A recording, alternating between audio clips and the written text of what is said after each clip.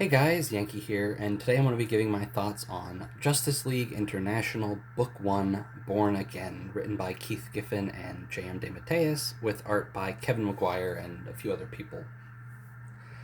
So, I am hoping I upload this after my Booster Gold and my Blue and Gold videos. I gotta try and remember that, but basically, I have been interested in Booster Gold for a long time, and eventually, recently, decided to pick some stuff up because a trade of his 2008 or 9 run got reprinted, and then the Blue and Gold miniseries happened. So I used that as sort of like a springboard onto this character I was interested in. And then I found a good deal on this book. They're usually kind of expensive, like 40, $50, which I think is the actual price of them. So it's not too bad, but I go on eBay to get things kind of cheap. So I've just sort of been holding off. And then I eventually found this one here. It was like 18 bucks. The guy I bought it from was terrible, and it took over a month for him to actually ship it, and he didn't reply to any of my messages, so that was great. Um, but yeah, I ordered this. At the time of recording this, it is November 8th. I ordered this before Keith Giffen, they announced that he passed away, and then it arrived after, which is unfortunate because I really enjoy this, and it was just really strange timing is all. Um, where I finally found a copy of this, was getting ready to, you know, hyping myself up to read it because it's something that seems like it would be right up my alley. And then he passed away, which is unfortunate because I really did enjoy this, and I definitely want to keep looking at more Keith Giffen stuff. Justice League International. This is a relaunch of the Justice League book coming off. I think it's Justice League Detroit, right? Where the Justice League was in Detroit, and I don't remember the exact team. I only know a few. I know Vixen was on the team, and I know Martian Manhunter was on the team, and I think Vibe was on the team, right? And then is her name just Gypsy? I think she was on the team too. But basically, Justice League Detroit ended. New creative team comes in. They're relaunching the Justice League, and we get a more humorous Justice League book. And this is, it can get pretty silly and fun, and I like that a lot. But it also takes itself seriously a lot of the time. We have threats in this book that are just normal threats, like a group of people from either another planet or another timeline where nuclear war ruined their world show up on Earth, and they're just all about denuclearization. That's a word, right? And so they're just going to foreign countries and disposing of their nuclear missiles and messing with nuclear power plants and stuff. So it's not everything is treated as a joke, but it's also very fun and funny. Um, and it's also just a thick book. This is 500 pages, and despite that, I don't really have a whole lot to say because it was just a lot of fun. I plowed through this in just a few sittings. I don't read comics a lot, and I don't read them in bulk a lot. Usually I'll read a 200-page trade, and that'll be it for months. But I plowed through this, and I just had a really fun time. The first issue does a really good job of sort of getting you in right away. It sets up mysteries. We have a mysterious man who is sort of manipulating the situation to try and get close to the Justice League with Maxwell Lord, and he's talking to a computer, which is interesting, and that whole arc is really cool. And also the way they're setting things up, and they're not just dropping them in that first issue. I believe it's the first issue, maybe it's the second, I forget, but they set up this country of Bialya, I think it's called, I don't remember, but it's some Middle Eastern country where we have a dictator who at some point just has it out with the Justice League, and that country and that character keeps getting brought up throughout this, and by the end of this trade right here, that guy is dead, and we have a hostile, not even a hostile takeover, just a regular takeover of the country, and that one of the characters from that group that are trying to get rid of nuclear everything ends up coming back in a way that I didn't expect because he supposedly died. This book just does a really good job of setting pieces in play and then constantly going back to them.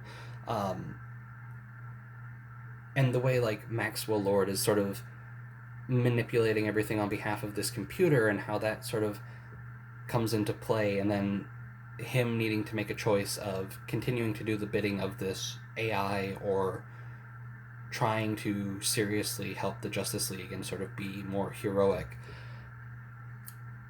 Like, everything about this book is right up my alley, and I like it a lot. And I already have the second trade, and I've read a couple issues of that, and I'm still really enjoying it. Um, and I'm sort of all over the place with this video right out the bat, but I really did enjoy this more than I ever would have expected. This is also one of the oldest comics that I've read. Like, I have a trade or two of the new Teen Titans. I like the Teen Titans. So I picked those up when DC reprinted them years ago, like 2015 or 16 or something. Maybe even earlier than that. I picked those up and I struggled to get through them. I don't know, just something about them just didn't click with me. And I think those are like early 80s and this is like mid 80s. So I don't know if something just sort of changed in the way comics are written, or if I just click better with Keith Giffen and DeMatteis's writing than I did with Marv Wolfman's. But I loved every second of this. There's a few things in this book that I'm sort of scratching my head about, like, and I don't know if it's entirely on like when the books were released, the orders they were released, or if they were just put in this trade weird. So let's go through a few funny things real quick. First off, before I get to those, Dr. Light, right here, character I am not familiar with at all. Right here, right on the front cover, Justice League. She never wears that suit in this book. She appears in quite a few of the first 6 or 7 issues before they retitle the book. She appears a few times. I don't think she ever puts on the suit. She only uses her powers a couple times. I don't even know the extent of her powers. She just made light a couple of times. So she's on the cover. She's barely here. So that's funny. But also, in the middle, there is an annual that sort of really throws me off, because the previous issue we had the characters, Ice Maiden and Green Flame, going into a Justice League International embassy to try and join. Cool. We don't touch on that though, and then we go to this annual and they're a part of the team, and Batman had recently quit the team, but he was just hanging out, like responding to a call. Black Canary was just missing and there was no explanation of it. And then the next regular issue sort of picks up on that, and it gets back to Ice Maiden and Green Flame and sort of them trying to join the team, and it's them contacting Black Canary and them being unable to reach her. And then we have Guy Gardner going and talking to Batman and trying to convince him to come back and join the team. So I don't know if that annual was just placed in a weird spot, or if it just released weird. I don't know. But I think it probably, if it did come out before that issue that sort of explained that stuff, I think it should have been put in this trade in a different spot. But yeah, this is a fun book. And again, I bought this for Blue Beetle, Booster Gold. I've been interested in them. I've been reading stuff with them. Booster Gold isn't even on the cover of this. He doesn't even join until like issue 5 or something. And we don't get a lot of their relationship right yet. I can like see seeds of it being planted, and they're sort of bickering and stuff. And in that annual I talked about, like, they're broke, so they decide, hey, Star Labs is trying to repossess this tank. Let's go repo it and then get some money. So like seeds of their sort of relationship that I see in later comics I've read are there, and I'm interested to see how that progresses in the next volume I have. I'm disappointed that there's only 2 of these big thick trades.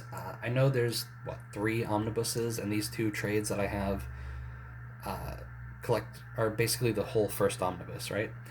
I don't like hardcovers, and omnis just seem unwieldy to me, so I have no interest in getting them.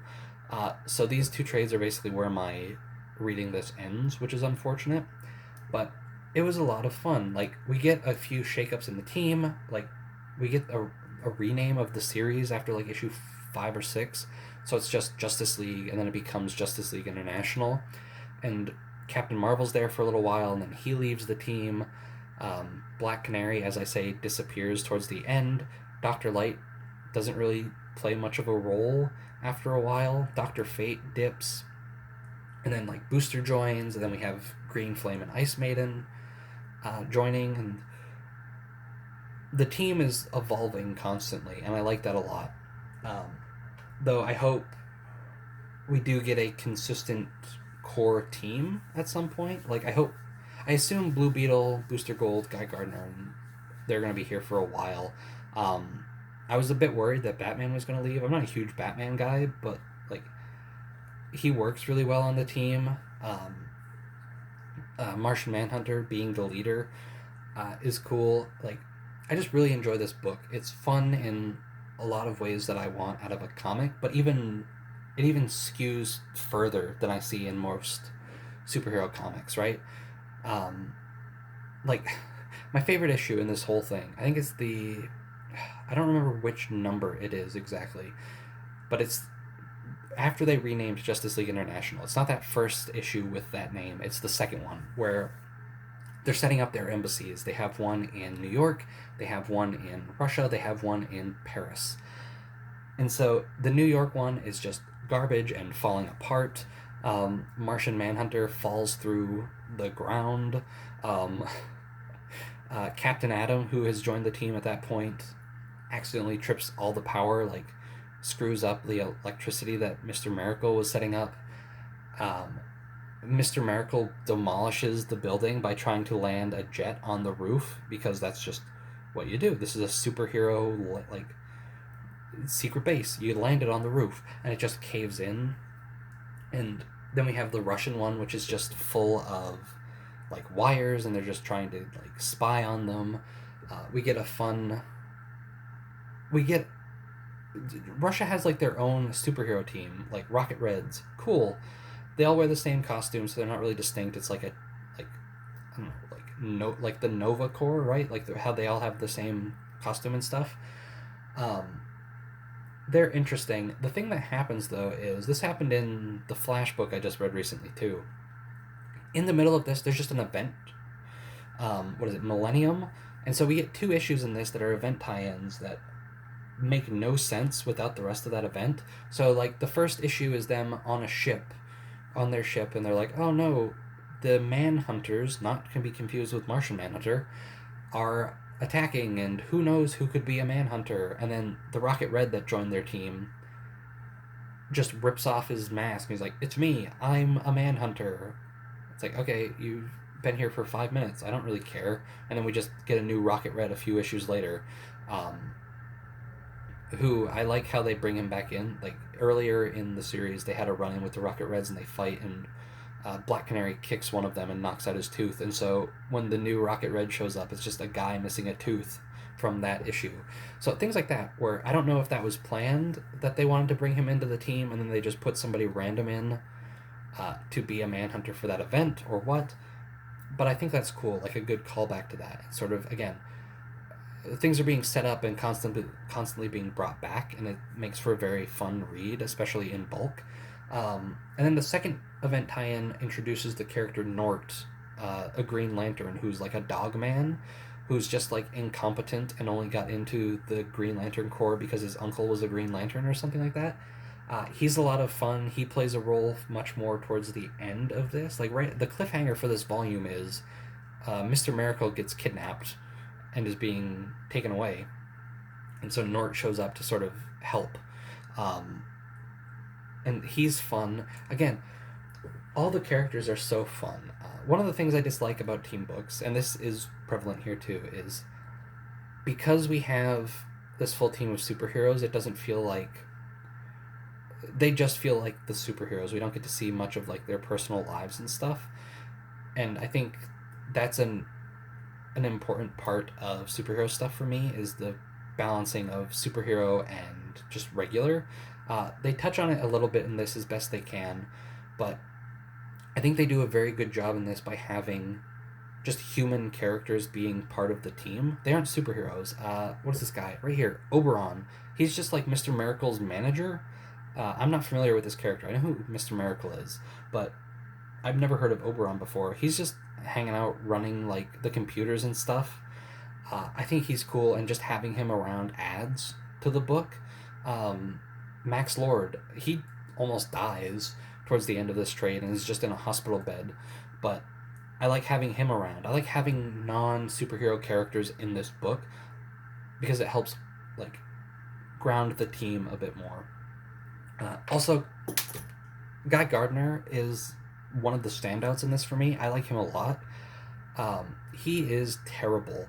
Um, he is just a jerk, but then you get funny moments where he just gets like you knock him down a peg, right? Where he is bickering with Batman for a lot of this, where the first issue opens with Guy Gardner being the first one to arrive at this new Justice League headquarters and be like, all right, I'm the leader, I'm leading this team. And then Batman shows up and he just sort of takes charge. And then eventually we get to a point where Guy is challenging Batman to a fist fight, and then Batman just like casually drops him with a single hit, knocking him unconscious, and it's hilarious.